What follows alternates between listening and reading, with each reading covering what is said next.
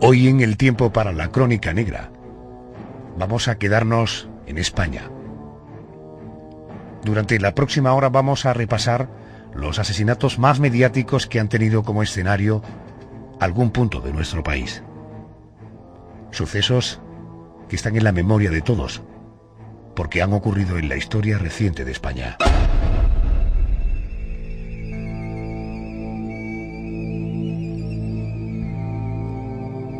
La primera parada la hacemos en una localidad cuyo nombre ha quedado marcado para siempre, por la muerte de 3 jóvenes.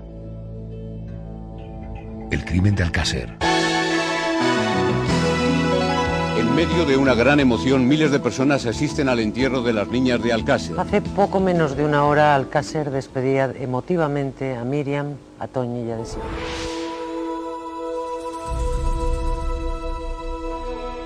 Ha sido posiblemente el primer caso de crónica negra realmente mediático en nuestro país. Fue una historia que sobrecogió el alma de los españoles de principios de la década de los 90.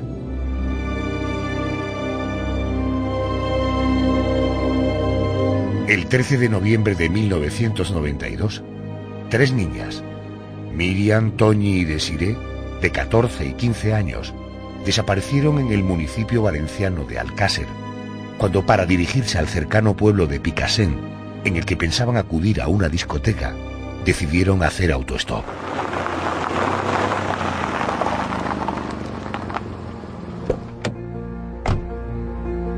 Montaron en un coche que supuso la perdición de las 3 muchachas. Esa misma tarde desaparecieron sin dejar rastro. El 27 de enero de 1993, después de una infructuosa búsqueda de más de 2 meses, los cadáveres de las 3 chiquillas fueron encontrados semienterrados junto al pantano de Tous. Lo peor, más allá de la triste noticia, eran las huellas en sus cuerpos, que mostraban todo tipo de torturas y vejaciones sexuales, algo que provocó una conmoción en todo el país.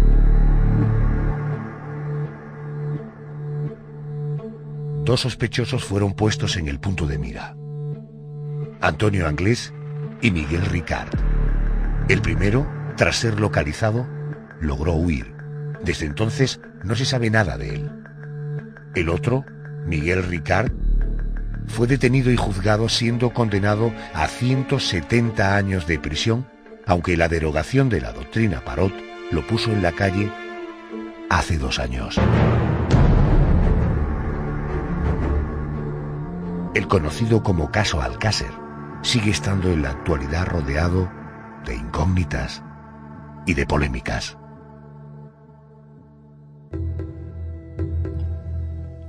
Siempre quedará en la memoria de todos el triple crimen de Alcácer: 3 adolescentes a las que secuestraron una noche, según la versión oficial, 2 individuos: Antonio Anglés y Miguel Ricard. José Manuel Frías, buenas noches. Buenas noches, Adolfo. Cuando el 27 de enero del año 93 aparecen los cadáveres semienterrados en un pantano de Valencia, ¿qué logran sacar en claro los forenses? El resultado de esos análisis fue auténticamente sobrecogedor. Toñi, Miriam y Desiree habían sido torturadas, violadas, mutiladas y después asesinadas de un tiro en la cabeza. Ya muertas, las 3 muchachas fueron envueltas en una alfombra y enterradas.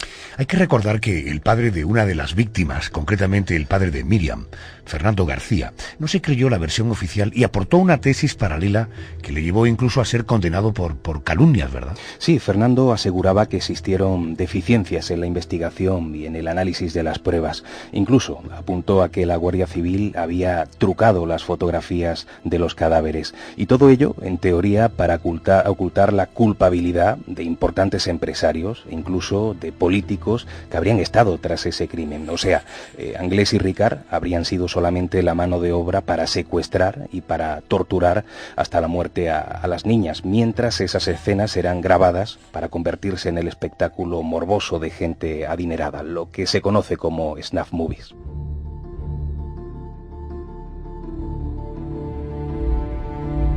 Deficiencias en la investigación e incluso manipulación de los cadáveres es una de las teorías que hoy por hoy sigue rodeando al crimen de Alcácer. Sobre este asunto hablamos precisamente con Juan José Requena, el investigador y escritor de libros como La cara oculta del caso Alcácer. ¿Realmente hay detalles que hacen pensar que más allá de errores por parte de las autoridades hay un intento por manipular lo sucedido? Bueno, llamar un intento de manipular quizás sea una expresión muy fuerte. Ahora bien, hay indicios como para pensar que pudo ocurrir algo muy distinto de lo que nos han ofrecido en la versión oficial. ¿Por qué fueron secuestradas las 3 niñas? ¿Cuál pudo ser el verdadero motivo?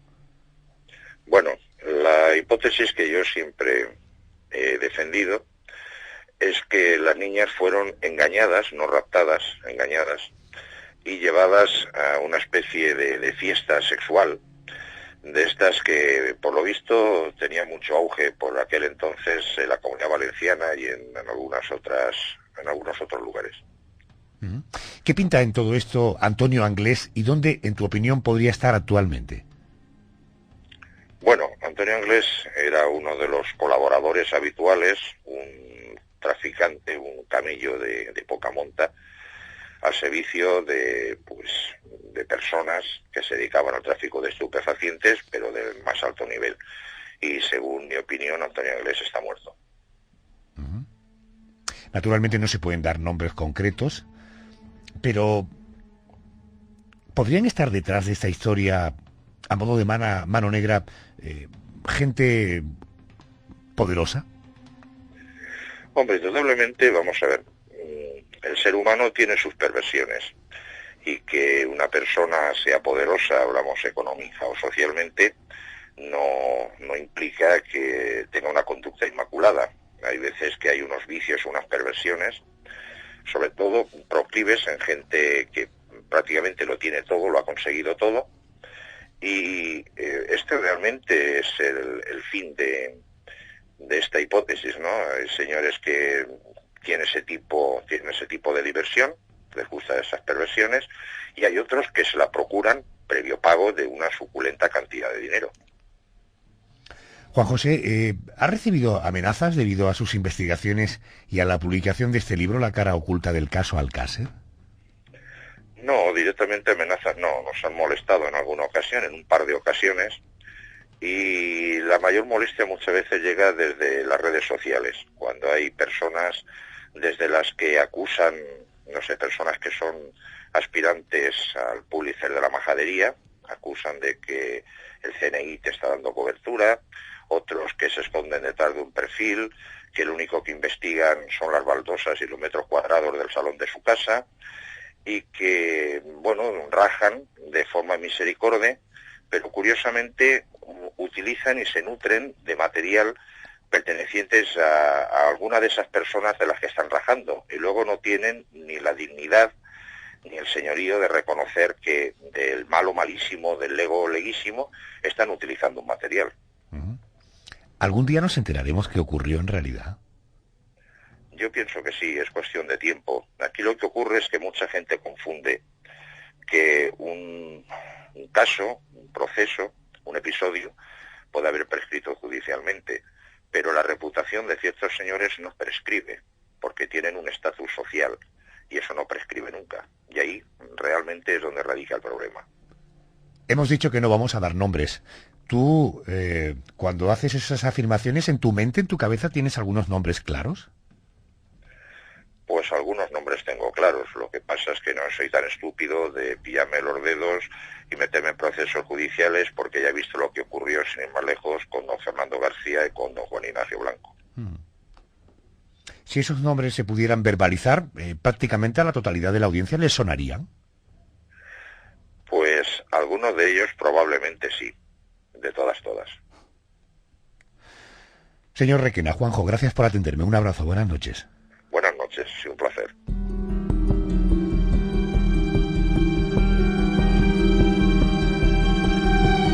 De los 2 presuntos asesinos, Antonio Anglés y Miguel Ricard, solo se pudo detener y encarcelar al segundo, a Miguel Ricard. ¿Qué ocurrió para que Anglés pudiera escapar? La pista para dar con los culpables comenzó con el descubrimiento, en la misma escena del crimen, de un volante de hospital relacionado con Anglés. No se sabe si hubo algún chivatazo, pero el caso es que Anglés pudo huir y desde entonces se desconoce su paradero. Hay quien dice que huyó a Latinoamérica y quien cree que murió en el mar al intentar escapar saltando de un barco. A Miguel Ricard sí lo detuvieron y lo condenaron a 170 años de prisión, pero la derogación de la doctrina Parot provocó que tanto él como otros asesinos salieran a la calle en 2013.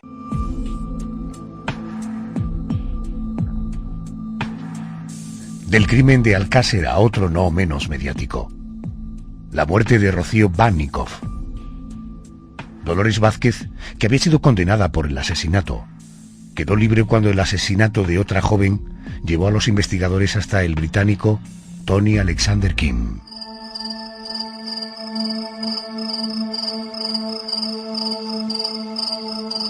La noche del 9 de octubre de 1999, la joven Rocío Bannikov no regresó a su casa en Mijas, en la provincia de Málaga. 3 semanas después, aparecía su cadáver en un descampado entre Marbella y San Pedro de Alcántara. Al cabo de algún tiempo, la policía detenía a Dolores Vázquez, antigua pareja de la madre de Rocío Bannikov.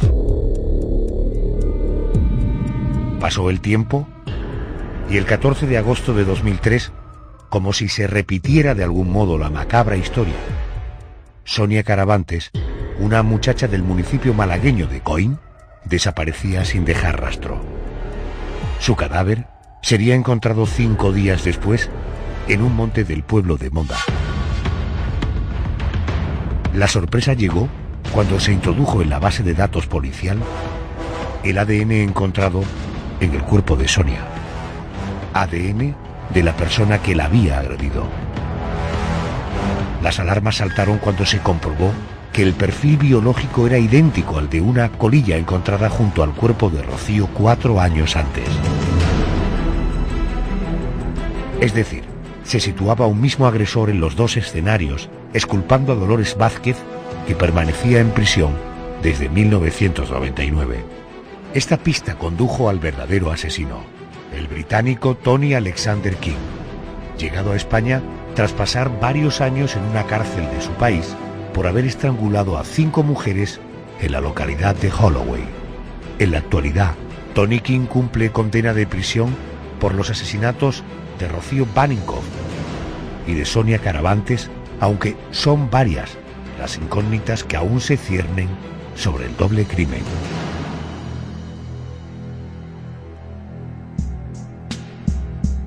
Lo asombroso de estas 2 historias es que gracias al análisis del ADN de la colilla de un cigarrillo lograron relacionarse los 2 asesinatos. Ambos ocurrieron en la provincia de Málaga. Me refiero, José Manuel, a la muerte de Rocío Bannikov y de Sonia Caravantes. Así es, en el caso de Rocío, su desaparición se produjo cuando, en la noche del 9 de octubre de 1999, regresó sola a su casa, en Mijas, después de haber visitado a su novio. Con Sonia Caravantes ocurrió algo similar. En la noche del 14 de agosto de 2003, regresó a su casa después de haber estado en la feria de su pueblo, en Coín. El cuerpo de Rocío apareció el 2 de noviembre de 1999 en un descampado entre Marbella y San Pedro de Alcántara, con marcas de apuñalamiento y en avanzado estado de descomposición. El de Sonia fue descubierto el 19 de agosto de 2003 en un camino rural a las afueras de Monda. La chica había sido estrangulada. En el caso de Rocío, las sospechas recayeron sobre la expareja de su madre, de Dolores Vázquez, sin ninguna prueba directa y con equivocaciones en los análisis. Dolores fue condenada a 15 años de prisión. ¿En qué momento se descubre que el asesino de Rocío era otro? Bueno, en la escena del crimen de Rocío se había descubierto una colilla de tabaco. El ADN no coincidía con el de Dolores, pero bueno, podía ser una colilla de cualquier persona y aún así se guardó por si fuera necesaria en un futuro. Cuando en 2003 se descubrió el cadáver de Sonia Caravantes y encontraron ADN de la piel del asesino en sus uñas, alguien probó a comparar los ADN de la colilla y de la piel y coincidían. De ese modo, Dolores Vázquez no podía ser la asesina. Es más, el asesino, por desgracia, estaba suelto.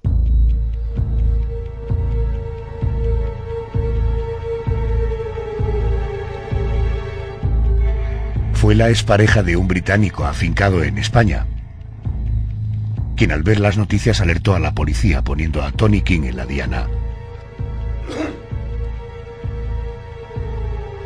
En las fechas de la desaparición de Rocío, Tony había regresado a casa lleno de magulladuras. A partir de ese momento, salió a la luz el historial de esta bestia. Esto se puede confirmar así, ¿verdad? Así es, y se trataba, y menudo apodo, del estrangulador de Holloway. En su país había sido encarcelado por estrangular a 5 mujeres. Lo realmente asombroso es que cuando se vino a España, en el año 1996, las autoridades de nuestro país se saltaron a la torera las recomendaciones de control que llegaron desde Inglaterra. Por suerte, Tony King fue detenido y condenado a prisión. Vamos a recordar la conversación sobre este caso que mantuvimos con el periodista Carlos Berbel, autor de libros como CSI, Casos Reales Españoles y Los Nuevos Investigadores. ¿Es nuestra policía científica, nuestro CSI, muy diferente del que vemos en las series de televisión, en esas series norteamericanas? A ver, el CSI, tal como vemos en series como las de Estados Unidos, no funciona así. Quiero decir, realmente ellos son los que analizan, recogen y demás, pero no investigan.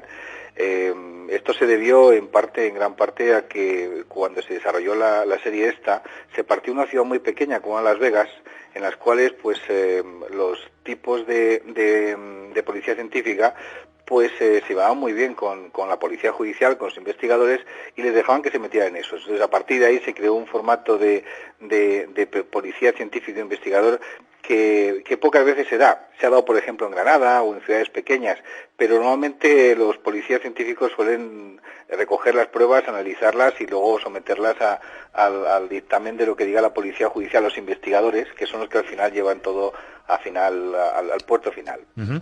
En el caso de la detención de Tony Alexander King, ¿qué tipo de sistemas, de métodos se utilizaron para poder señalar su culpabilidad en los casos tanto de Rocío como de Sonia?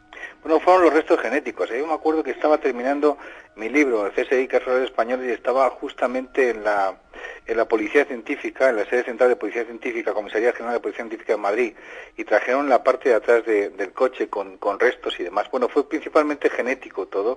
Es decir, el ADN además ha sufrido en los últimos tiempos un cambio, una transformación increíble. Por ejemplo, tenemos el caso de la chica esta que fue asesinada hace casi 19 años, casi 20 años, ¿cómo se llama? Al norte de Madrid, concretamente, que gracias al ADN del hermano del asesino han podido localizarlo. Hoy en día esto no se daba hace 10 años, 15 años, que a partir del ADN tuyo, por ejemplo, a tu hermano o a tu hermana se le podía identificar. Es decir, que hemos pegado un salto de estos cuánticos que no sabemos a dónde nos va a poder llevar. Es decir, ahora mismo sabemos que son hermanos y hermanos, pero también pueden ser perfectamente padres o descendientes. Esto hace, en el momento de que Anthony King llevaron a cabo toda la investigación, pues no se podía hacer. Es verdad que, por ejemplo, con el tema de Tony King, cuando estaban haciendo la investigación, sí, la Guardia Civil, si no me recuerdo, la Policía Guardia Civil, ya me patina la memoria, sí le hicieron la prueba típica de la policía de seguirlo y de tomar, no sé si me acuerdo que fue un resto de un vaso con su ADN o fue una colilla, una de las dos cosas, pero ellos lo que hicieron fue contrastar para luego llevar a cabo la investigación, o sea, la detención de Tony King. Uh-huh. Es decir, que el ADN fue lo que facilitó su detención. Hay una cosa que hay que decir. A ver, que antes lo estaba escuchando y es importante subrayarlo. En el año 2003, cuando sucede todo, cuando desaparece Sonia Caravantes y empieza la investigación, y todos nos quedamos sorprendidos porque Alexander Bromwich estaba aquí, en ese momento, a pesar de que ahora mismo pensemos que todo estaba interrelacionado en cuestión tecnológica, no era así. Es decir, no teníamos el nivel, por ejemplo, de comunicación que tenemos en estos momentos con Inglaterra. Ahora mismo existe en España lo que se llama un juez de enlace, que es un fiscal de enlace, y tenemos aquí un grupo de policías británicos que están trabajando con los marshals españoles continuamente, detectando, identificando y deteniendo a todos estos delincuentes que están siendo buscados en el Reino Unido.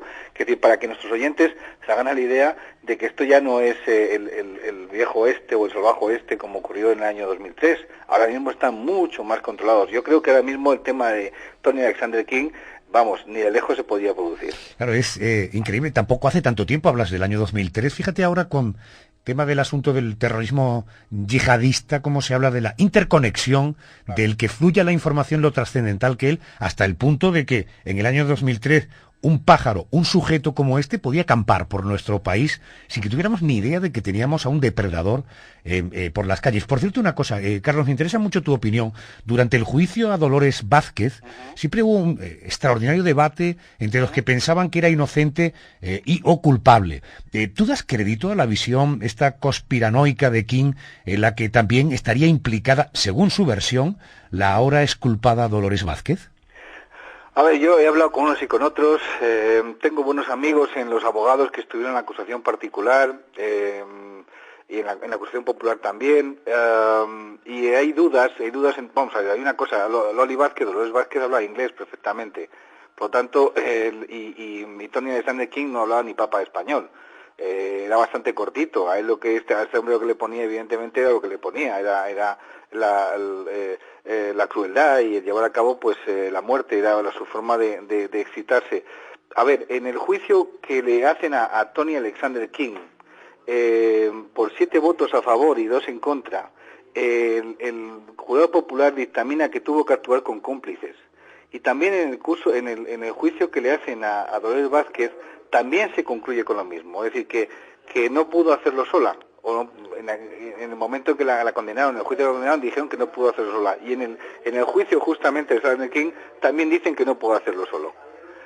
A ver, si esto es así, pues ocurre como con el caso de Urquijo, solo o en compañía de otros. Es evidente que esa historia de que pudo haber actuado en compañía de otros tiene bastante base. Ahora, ¿estuvo o fue Dolores Vázquez en relación con Tony Alexander King? No lo hemos sabido. Yo te digo una cosa, esto va a quedar para la historia, no vamos a saberlo nunca, a no ser que alguien aparezca o la propia Loli cuente algo, si tiene que contarlo, que a lo mejor todo simplemente pues es poner el ventilador de, ya sabes, de la basura y que afecte a todo el mundo, ¿no? Pero es verdad que tanto en un juicio como en otro, los dos tribunales del jurado concluyen con que había más personas. Carlos, gracias por atenderme. Un abrazo fuerte. Gracias y buenas noches. Hasta pronto.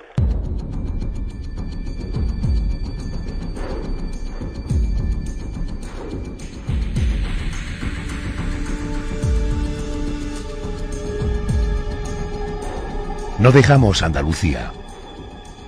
Nos marchamos de Málaga hasta Córdoba, porque el suceso más mediático de los ocurridos en los últimos años en España es sin duda el caso Bretón.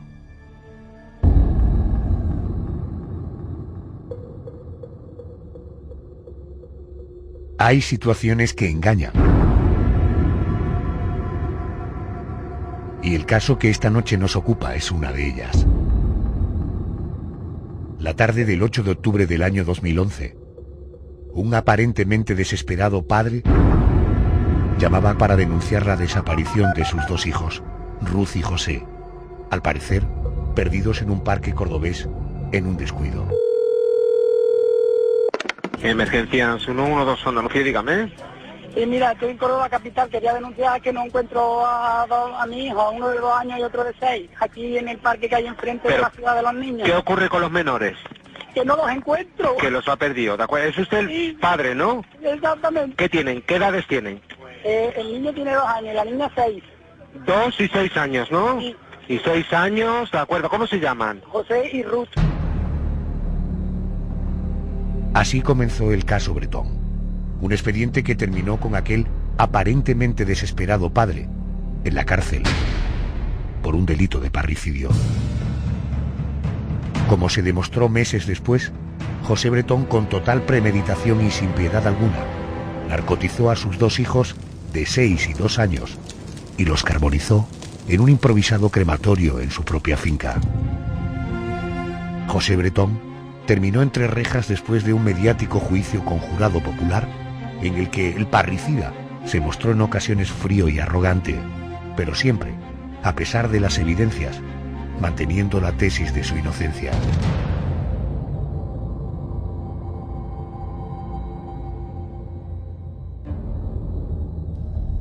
Si ya de por sí se nos hace difícil entender que una persona sea capaz de matar a otra, más complicado es hacernos a la idea de que un padre pueda asesinar sin remordimientos a sus propios hijos. Eso es lo que ocurrió en nuestro país a finales del año 2011, cuando José Bretón mató a los pequeños, a José y a Ruth.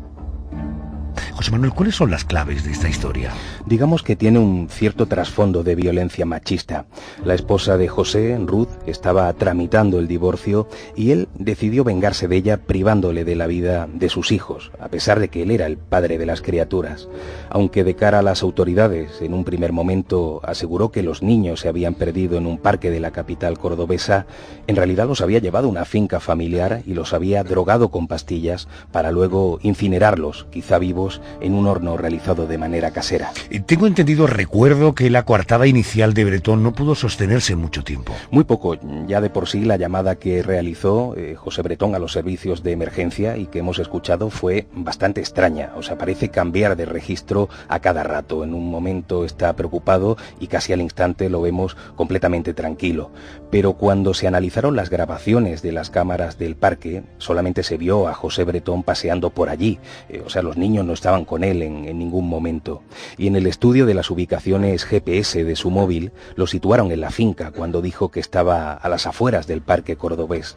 Pero hay algo más, Adolfo, mucho más importante. En un primer momento, cuando las autoridades registraron la finca y encontraron huesos calcinados, un forense determinó que eran de roedores. Aquello podría haber provocado que José Bretón saliera libre del asunto, pero un nuevo estudio, en este caso por parte del antropólogo Francisco Echevarría, lo cambió todo. Este especialista pudo demostrar que los huesos eran de dos niños con las edades de José y Ruth. Cuando dedicamos la crónica negra de la noche al caso Bretón, contábamos con el propio Francisco Echevarría, antropólogo forense, profesor titular de Medicina Legal en la Universidad del País Vasco y subdirector del Instituto Vasco de Criminología. ¿Por qué pudo la perito forense Josefina Lamas cometer un error tan aparentemente de bulto, confundir restos óseos de animales con restos óseos humanos? Sí, la verdad es que yo creo que el error se justifica en la falta de conocimientos en una materia, en este caso tan especial o tan poco frecuente como lo que puede ser quemar un cuerpo hasta el nivel de la incineración. Casi todos los forenses o todos los forenses del mundo tienen mucha experiencia en cadáveres carbonizados, por ejemplo, accidentes de tráfico, accidentes laborales, por ejemplo, pero enfrentarse a restos mucho más degradados que llegan a estar completamente quemados en sus partes blandas y en la parte del hueso también hasta el nivel de la calcinación, digamos que ahí la experiencia pues no es tan alta, o simplemente por frecuencia de casos no es una cuestión que puedan dominar todos los especialistas.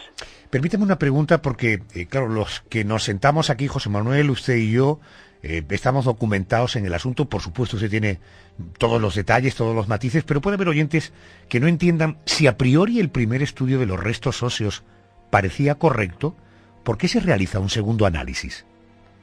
Bueno, se refiere a tras mi intervención. Exacto. Sí, claro, porque claro, yo cuando intervengo lo hago porque un investigador me invita a opinar y cuando yo estoy opinando y digo de manera cualificada sí, pero digo esto hay un error, esto está equivocado, esto no está bien, esto está mal, los niños no hay que seguir buscándolos, ya se han encontrado, están entre las cenizas. Cuando yo dije esto la sorpresa fue tan grande que cualquiera puede dudar incluso de que yo esté o bien de la cabeza o tenga la preparación suficiente. Y entonces así me puse en contacto con el juez, que permitió que a través de la policía yo conociera las fotos ya originales, con lo cual se me fueron aún más las dudas, y además también el juez de instrucción permitió que yo viera en directo los restos allí en Canillas. Y ya antes de llegar a Canillas tenía la firme convicción y podía fundamentar las razones por las cuales los restos eran humanos, pero ya cuando los vi en directo creo que todos los policías que estaban allí en la comisaría se dieron cuenta de que el error era monumental. Y cuando las cosas son así, lo normal es también invitar a otros profesionales. El tema tiene importancia, es una equivocación, tiene una trascendencia, ya no hay que seguir buscando a los niños a través de Interpol, incluso en el extranjero. Bueno, a mí me parece que lo más prudente y lo más lógico también es invitar a otros profesionales. De hecho, yo fui consultado quiénes en España tenían formación específica en esta materia y algunos de ellos, por ejemplo, los de la Escuela de Medicina Legal de Madrid, donde yo también me he formado, o del Instituto Nacional de Toxicología, intervinieron detrás de mí, y por lo tanto ya no es que haya 1 o 2 informes que entran en contradicción, sino que hay más informes por detrás del mío que vienen a darme la razón, pues, en el 100% del asunto. Profesor, tuvo usted claro desde un principio, casi por el principio más elemental que utiliza un científico, que es la observación, que los restos que contenían aquellas cajas eran restos humanos? Sí. Sí, es que, mire, hay una frase forense que viene desde el siglo XIX funcionando, que dice: los ojos no ven nada más que aquello que ya conocen, y si no encuentran lo que buscan, dicen que no hay nada. ¿Qué significa esto? Que yo, como especialista en medicina forense, también tengo que tener mis propias limitaciones. Es decir, si a mí me enfrentan ahora a un problema de toxicología complejo a partir de unos plaguicidas, puede que yo, Francisco Echeverría, no tenga experiencia en ese punto, aunque sea especialista en medicina forense. Y esto suele pasar, aunque parezca mentira. Y también, que lo sepa todo el mundo, es importante saber que las discrepancias son muy útiles. En una discusión judicial, las discrepancias enriquecen el debate. Que nadie se extrañe que yo pueda diferir de otro colega. No es que me lleve mal con el otro profesional, sino que en esa discrepancia a veces ocurre... Sí, pero profesor, permítame, sí. Estamos no en un escenario del mundo del derecho, de la filosofía, estamos ante hechos objetivos, sí, que se pueden demostrar, que se pueden pesar, cuantificar, sí, es decir, que estamos hablando de hechos empíricos, ¿no? Sí, sí, y precisamente los restos, aun cuando estaban quemados, yo por las fotografías dije, hombre, pues aquí se ve un diente, es humano, la característica morfológica es un diente humano. Pero además es un diente de un subadulto, es decir, es un diente, el molar de lo que nos sale a todos en la boca, de los 6 años. Y una de las personas desaparecidas tiene 6 años, la niña. Pero si esto está clarísimo. Y según iba viendo la segunda, la tercera fotografía, que como digo, me llegaba por correo electrónico, con permiso del juez, pero de la mano de la policía, les fui diciendo, pues sí es evidente, mira, esto es una vértebra, que está roto el arco vertebral. Por ejemplo, la segunda vértebra cervical, que tiene un diente, que se llama apófisis odontoide. Pero si se ve claramente que esa es una vértebra humana, que va a ser de un roedor. Yo lo dije, y parecerá mentira, pero es el informe técnico pericial más fácil de todos los que yo haya hecho en mi vida, porque quizás es una cuestión forense que no está sujeta a problemas de interpretación. Este es otro asunto que podemos hablar, ¿no? No es lo mismo la descripción que la interpretación. Y en lo forense muchas veces discrepamos al interpretar las cosas, a propósito de un trastorno mental, la influencia del alcohol en la sangre en un conductor de un vehículo, pero aquí en la parte descriptiva, es decir, cuando uno dice esto es metal, de color negro, pesa tanto, tiene tal masa, ahí en la parte descriptiva, para entendernos, en los restos quemados, también había errores graves. Madre mía. Madre mía. Oiga, me ha hablado del estado de... en fin, los restos estaban absolutamente carbonizados. Me imagino que no se pudo extraer ADN de esos restos, ¿no? Es que yo advertí algunas conclusiones. Cuando se hace un documento pericial siempre acaba con unas conclusiones que se ordenan jerárquicamente y se enumeran. Bueno, yo una de las conclusiones que dije es que era imposible intentar una identificación mediante técnicas genéticas, en tanto que toda la evidencia conservada, es decir, los huesos quemados, habrían superado temperaturas por encima de los 300 grados, y eso sabemos sobradamente que hace que el ADN no se conserve. Ya con 100 grados suele haber problemas. Con 300 grados ya es completamente imposible extraer ADN. Esa es una de las conclusiones, lo cual puede limitar también la investigación forense, no cabe duda. Pero la otra conclusión en este asunto que advertí y que nunca se ha sabido es cómo murieron los niños. Es algo que no lo podremos saber jamás. ¿Cuál es la causa médica de la muerte? Pues los niños han sido quemados, ya lo sabemos. Pero ¿cómo murieron los niños? Esto solamente lo sabe el que lo hizo. Y perdóneme una curiosidad, sin ánimo de tener detalles. El hecho de que los niños estuvieran narcotizados, ¿nos puede dar una cierta paz al pensar de que no sufrieron? Sí, efectivamente. Y fíjese también que si los niños hubieran aparecido ahogados en un pozo en esa finca, todavía hoy se seguiría discutiendo si fue una muerte accidental o fue una muerte homicida. Y probablemente ni siquiera desde el punto de vista forense tendría solución. pero al haber aparecido quemados es claramente una muerte violenta homicida, nunca es un accidente, nunca es un suicidio. Claro. Pero si hay una pregunta que es ¿cuál es la causa médica de la muerte? Es imposible resolver. Y yo creo que quizás para la paz de la familia, particularmente de la madre, podríamos considerar que efectivamente los niños estaban prácticamente muertos, quizás sí, cuando se les quemó. Profesor, una pregunta. ¿Cuál fue el modus operandi de este monstruo de José Bretón a la hora de quemar a sus propios hijos? Sí.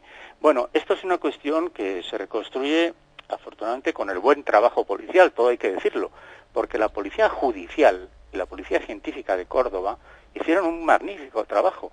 Gracias a que existen las actas, los documentos, las fotografías, es por lo que esto se puede reconstruir perfectamente, aunque tenga un error en uno de los técnicos, ¿de acuerdo? ¿Cuál es el modus operandi?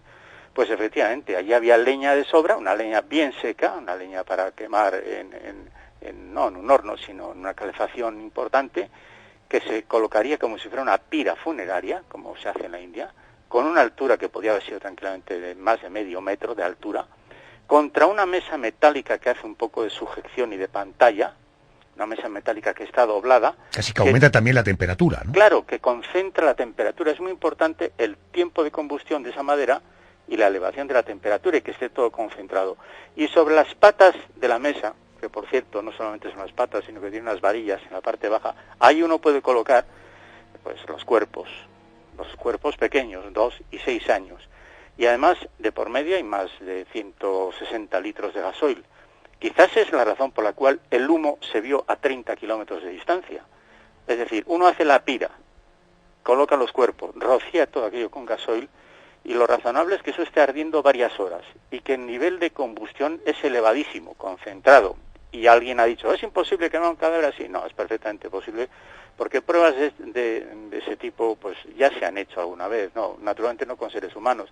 Y eso es perfectamente posible, y así, horas más tarde, aquello estaría que uno no se podría ni acercar. ¿Por qué había un palo, casi como una pértiga, de varios metros de longitud, junto a la hoguera, que estaba en parte quemado? Porque es la vara, la pértiga, con la cual uno movería parte de las cenizas cuando se estaba produciendo pues esa combustión, porque no se podría ni acercar. ¿Por qué los árboles que están al lado de esta pira funeraria están prácticamente quemados? Porque la temperatura fue elevadísima y hasta las hojas de los árboles se quedaron resecadas. En fin, yo creo que el modus operandi en el tramo final, a partir de lo que es el intento por hacer desaparecer los cuerpos, fue así. Y hay una cuestión que habrá que considerar en estima de la propia policía. Menos mal que la policía de Córdoba, la noche o la tarde-noche en que el padre dice que han desaparecido los niños, acompañó al señor Bretón a la finca. Porque esa misma noche, a las 12 de la noche, quedó intervenida la finca. Si la policía de Córdoba no se toma en serio este asunto desde el minuto cero y no acompañan al señor Bretón a la finca, es probable que cuando hubiera regresado esa noche el señor Bretón o la mañana siguiente, ya con las cenizas frías, donde uno puede acercarse a la hoguera a tocarla, las hubiera hecho desaparecer. Y entonces lo único que hubiera habido allí sería una mancha pues de una arcilla en el suelo muy endurecida, y no hubiera quedado ni un resto o rastro, ni siquiera de las cenizas de los huesos. Pero como la finca quedó intervenida en esa posición de manos de la policía, eso fue, yo creo, la perdición, porque ahí está la evidencia, que conservada adecuadamente, por cierto, y sin ninguna manipulación, pues es una materia que ha podido ser objeto de análisis forense en el tiempo posterior. Señor profesor, gracias por atendernos. Gracias y buenas noches. Saludos. Sí. Gracias. José Manuel, ¿qué ocurrió con Bretón después de existir tantas evidencias en su contra? A pesar de que él seguía manteniendo su inocencia, a pesar de que aseguró durante el juicio que él quería con locura a sus hijos, fue finalmente condenado a 40 años de cárcel.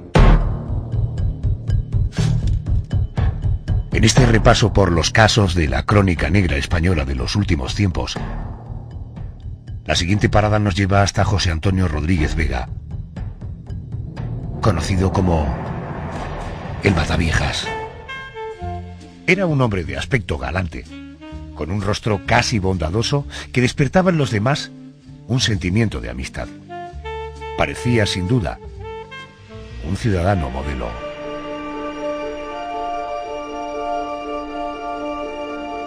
Sin embargo, detrás de aquella aparente bondad, se encontraba un hombre que golpeaba en la puerta de la vivienda de numerosas ancianas, ofreciéndose a arreglarles cualquier desperfecto casero de manera gratuita. Ellas, confiadas, lo dejaban pasar e incluso entablaban con él una relación de afecto como si de un hijo o de un nieto se tratara. Hoy, en nuestra crónica negra, abrimos el expediente de José Antonio Rodríguez Vega, apodado el Mataviejas. Sin piedad alguna, esta bestia humana asesinó a 16 mujeres de avanzada edad después de haberlas violado. Un exceso de confianza le hizo dejar pistas de sus crímenes y después de someterse a juicio fue condenado a 432 años de cárcel. Jamás se arrepintió de lo que había hecho. Incluso se vanagloriaba delante de sus compañeros de prisión, lo que le llevó a ser poco popular en el ámbito carcelario. Su final no pudo ser más siniestro. Murió a manos de 2 reclusos que le propinaron en pleno patio 113 puñaladas con 2 afilados estiletes. Los agresores llegaron a extraerle los ojos y parte de la masa encefálica. ¿Cuáles fueron las andanzas del Mataviejas entre el 87 y el 88? Porque en ese corto espacio de tiempo llegó a asesinar a 16 mujeres, ¿no? Sí, ante todo hay que decir que José Antonio era un hombre inteligente. Siempre buscaba ancianas que vivieran solas. Una vez que localizaba una víctima, empezaba a estudiarla, a seguirla, hasta saber qué hacía, dónde iba, qué horarios tenía. Era entonces cuando llamaba a su puerta, haciéndose pasar por técnico de la televisión o revisor del gas. Pero no actuaba de golpe. Intimaba poco a poco con aquellas señoras durante varios días, regresaba a tomar café, pues casi como si fuera un amigo. Y después, ya finalizada la primera parte del plan, la bestia salía a flote. Empezaba con caricias, con tocamientos, y cuando era rechazado, obligaba a las ancianas a tener sexo con él. Después de violarlas, las mataba asfixiándolas, y siempre se llevaba un objeto de la víctima. El Mataviejas era un fetichista. José Manuel, pero si era tan inteligente, si sabía moverse tan bien, ¿qué error cometió para ser descubierto? Bueno, más que un error, fueron pequeños errores, entre ellos el actuar siempre en una misma zona. O sea, cuando la policía empezó a indagar, salió a la luz que casualmente todas las víctimas que habían sido visitadas por un técnico del que se hicieron amigas. Encontraron incluso la tarjeta de visita en algunas de esas viviendas y así fue como lo detuvieron el 19 de mayo de 1988. En su casa encontraron prendas de vestir y otros objetos de aquellas ancianas asesinadas. José Antonio fue condenado a 432 años de cárcel, pero apenas cumplió una pequeña parte porque el 24 de octubre de 2002 fue asesinado por otros presos. Le dieron más de 100 puñaladas y le sacaron los ojos y parte del cerebro.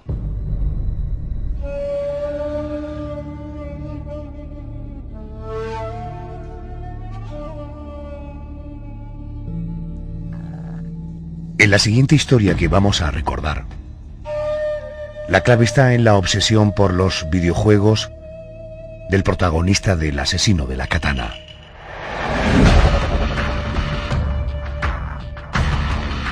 En el mundo de la criminología, existen historias que parecen extraídas de una película de miedo. Si en general, los casos de asesinatos hielan la sangre del más valiente, aquellos que se cometen en el seno de la familia sobrepasan la línea del terror.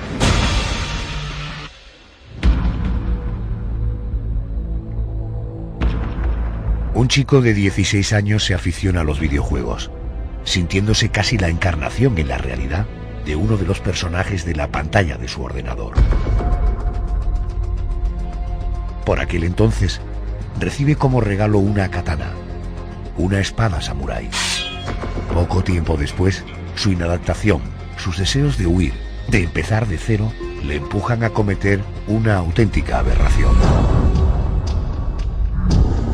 El 1 de abril de 2000, bien temprano, José Rabadán se levanta de la cama y, katana en mano, mutila y asesina a sus padres y a su hermana.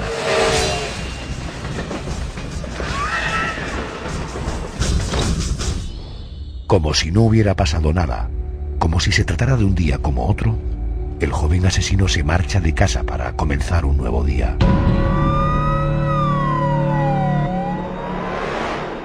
Tras su detención, y debido a su edad, solo cumplió 8 años de reclusión en un centro de menores, quedando en libertad a principios del año 2008, con 24 años. Y aunque parezca insólito, su triple crimen sirvió de inspiración a 2 chicas gaditanas, Iris y Raquel, de 16 y 17 años. El 26 de mayo de 2000, las conocidas como asesinas de San Fernando mataron a puñaladas a una compañera de clase. Se confesaban admiradoras de José Rabadán y, como él, quedaron libres con 25 y 26 años de edad.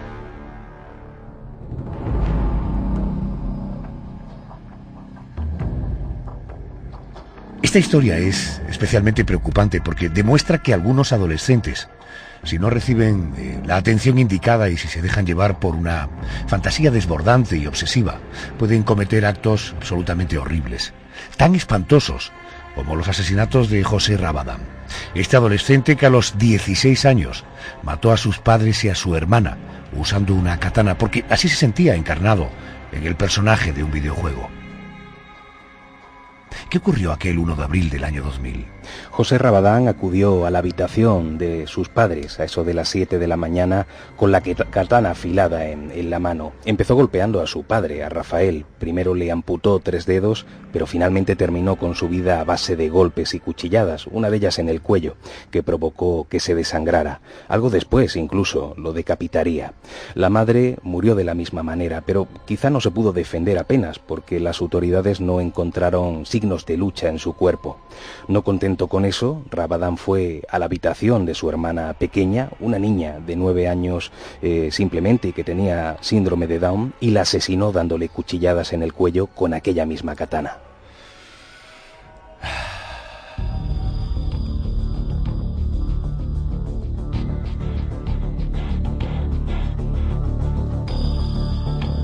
Parece que uno de los motivos por los que Rabadán mató a sus padres era que quería empezar una nueva vida a su antojo. Por eso huyó. Pero finalmente fue detenido en una estación de tren. Durante los interrogatorios y durante el juicio, Rabadán no dio muestras de arrepentimiento. Casi creía estar cumpliendo una misión con sus crímenes. Sí, de hecho, cuando le preguntaron por qué mató a su hermana, tratándose de una niña indefensa, él contestó con total tranquilidad: ¿y qué iba a hacer ella sola en el mundo? La maté para que no sufriera, pero yo no estoy loco. Incluso durante el proceso, José Rabadán declaró: la única justicia que temo es la de Dios, la que pueda venir de Él. Creo que la vida es como un vaso de cristal. Si el cristal se rompe, el agua se derrama, pero sigue existiendo.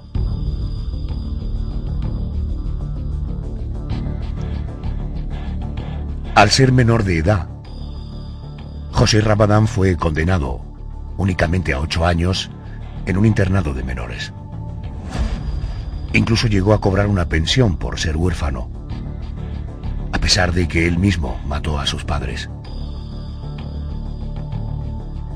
El 1 de enero de 2008, a los 24 años, José Rabadán quedó libre.